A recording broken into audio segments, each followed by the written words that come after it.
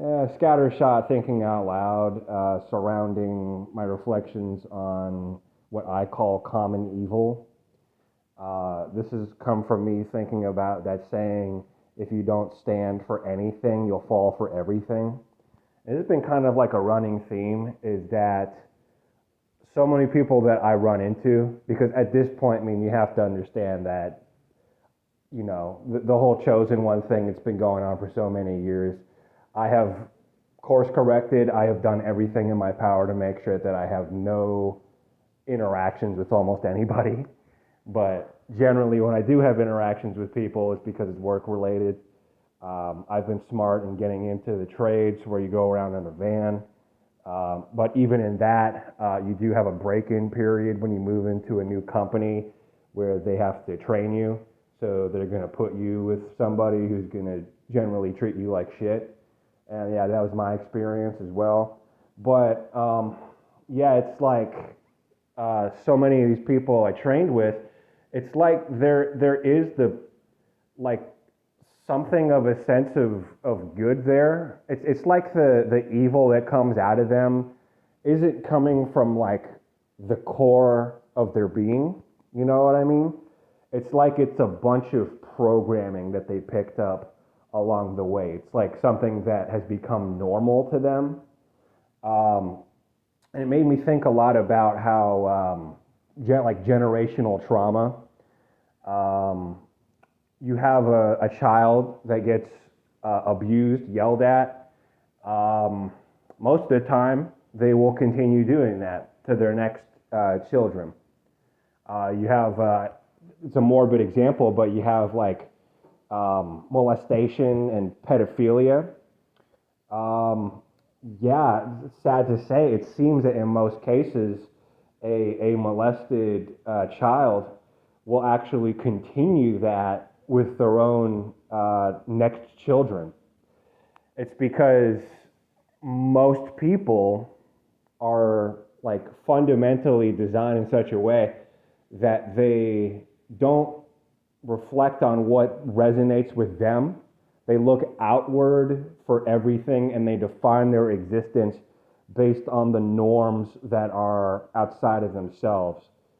So, to me, that's like the real definition of worldliness, or at least one like facet of it, one major facet of it, is that it's looking outward to your physical surroundings, like literally putting your perception outward and then creating self-definition that way.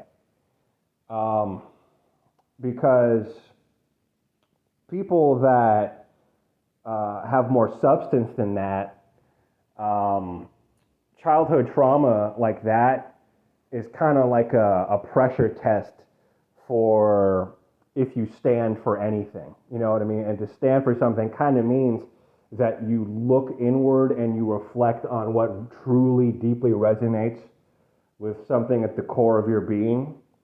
And then those principles that you find at the core of your being that resonate, you extend that outward and you see what lines up with that. Now, most people are not actually designed like that. So there is kind of like almost like a spiritual dimension to quote unquote standing for something, in the sense that you're looking inward and you're really tapping in with the core of your being to see what resonates. But most people don't do that at all. So because they're so normie conforming, they literally define their entire existence based on what they find outside of themselves. So when they get, abused as a child, they say to themselves, okay, this is what's going on outside of me. That means that this is normal. That means I'm going to continue to do this because this is what I have found to be normal. So they're going to continue to do it. At no point did they go within and be like, this doesn't really resonate with me. And they didn't find a principle that they stand for. So as the saying goes, if you don't stand for anything, you'll fall for everything. And so they fell for the idea that generational trauma, that abuse, is all right. A child gets molested, like, okay, well, I look outside myself, and this is what's normal, so I'm going to continue to do this. So they define themselves based on external experiences. There is no inward reflection on what truly resonates with the soul, so to speak. And it seems like I run into this so often, you know. You get the sense talking to these people that there is kind of like a weird level of remorse when these NPCs, these Hylics, you know, that's a whole different debate if these are even real people. You know what I mean? The dicyanin conversation. You know, a lot of the tests, the dicyanin goggles coming back with no auras on most of these quote unquote people. But that's a separate debate. We'll assume that these are real people for a moment.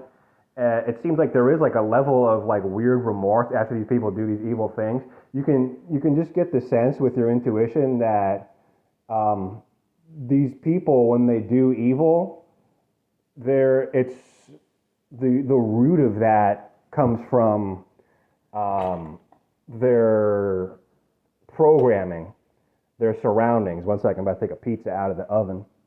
Boom. Boom, shaka laka laka laka laka laka. All right. Yeah, it's like they had some experiences that have informed what they see as normal interaction when you do certain things. You know what I mean? Certainly the crab in the bucket sort of mentality, like, oh, this person is shining a little too much. What we do normally is we drag each other down and we don't talk about it and we pretend like we're not doing it. Yeah, it's a lot of these like silent implicit scripts. It's like when you're in a group, a social group, you all kind of just look at each other and you have kind of like an unspoken understanding of this is not how it normally goes, you know? So,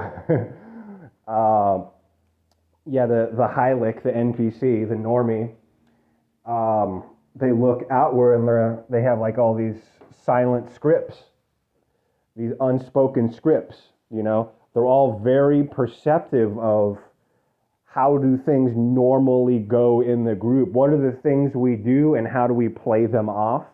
You know what I mean? And the most striking thing about it to me is the deep reverence for what's established outside of yourself. You know, this is why something like slavery can happen, you know, for so long. Slavery happened for so long because the majority of people literally think in terms of, well, this is what's normal, so it's what must be right.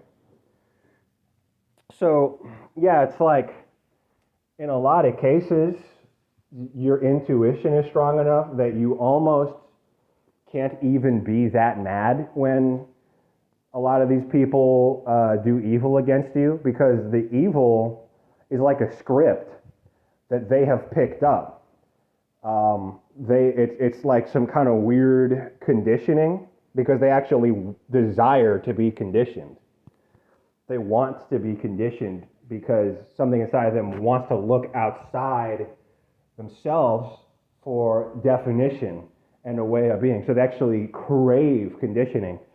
So it's like the kind of evil that they do against you. It's like, now I think to myself, where did you pick that up at?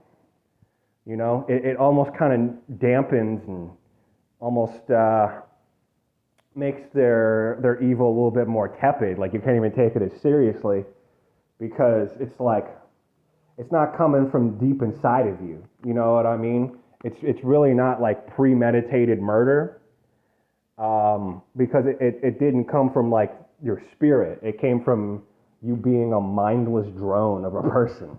You know what I mean? Like, where did you pick that up at? Was it in school? You know what I mean? Everybody's a piece of shit around you in school. So you're like, this is what's normal. So this is what I'm going to do for the rest of my life. So sometimes that's not the case. Sometimes you run into like genuine evil. So I wouldn't call this common evil anymore. You run into people that they have went inside themselves and they have figured out what resonates with their spirit, and their spirit is pure shit. You know what I mean? Those people do exist too, but that's actually the rarer evil. So yeah, you know, it really is like if you don't stand for anything, you'll fall for everything. Um, and I believe this is what defines the Hylic. The Hylic is so much a sponge of external conditioning that I consider them like a slut for the spheres.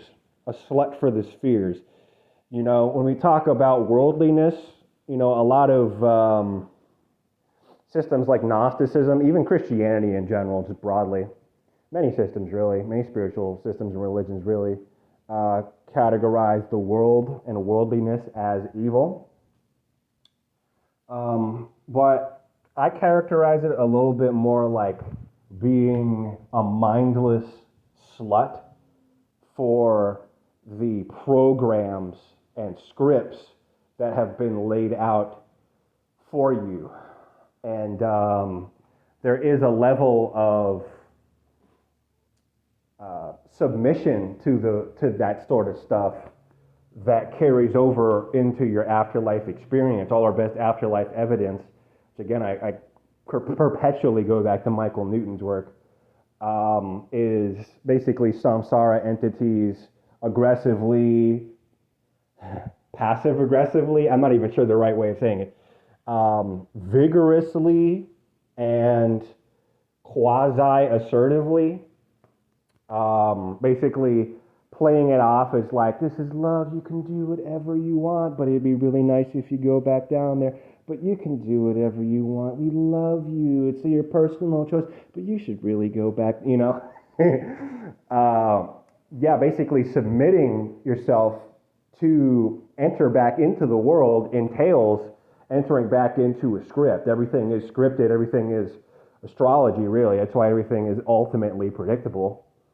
So there is a connection between worldliness and susceptibility and submission to pre-written scripts and programs,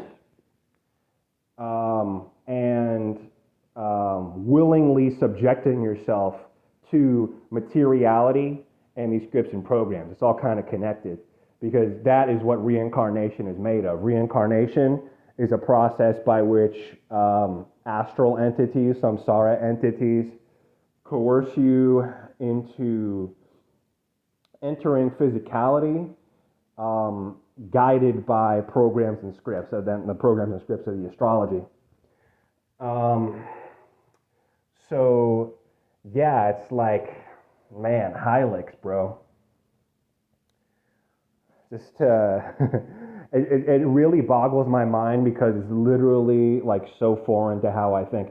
Because it's like I'm starting to see it now. I'm starting to see it a lot more clearer now. It's like, yes, you are being an evil piece of shit, but somehow this is what's just been normalized for you. Like that's something I tell people all the time is that how do you think narcissists think about themselves? Do you think that narcissists think that they're like a supervillain? You think that they're friggin' Doctor Doom? You know? No, I mean most narcissists, they think that they're a superhero. That's the crazy part. Narcissists think that they're a superhero and they're battling the evil villain, which is you. When in reality, they're a completely insane, evil piece of shit. Similarly, these Hylics, they define good as, they define the good as what the world conditions you to do. Yeah, the norm is what is the good. And if the good that is the worldly script ends up being evil, then to them, the evil is the good. And they really can't see the issue. You know what I mean? So I think that may be the core distinction between the spiritual person, as they say, the nomadic and the Hylic, is that to the Hylic, the worldly script is the good, and to the nomadic, the one is the good. And in fact, that's what Plotinus and a number of other Platonic and Neoplatonic philosophers, I think Plato as well, referred to the one as the good. That is to say, the spiritual core of being. You know what I mean? From whence everything emanates out.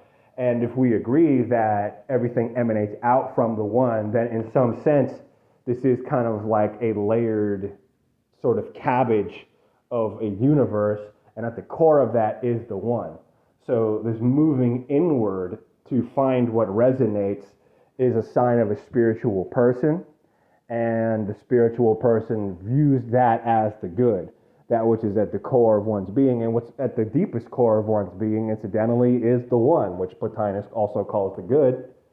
And to the Hylic, the world, the scripts, the programming, what you can physically touch and see outside of yourself, the patterning that you can find outside of yourself, there's such a beloved cherishing of that it is like their personal religion. It is like the good to them. So yeah, that was just a thought I was having. Peace out.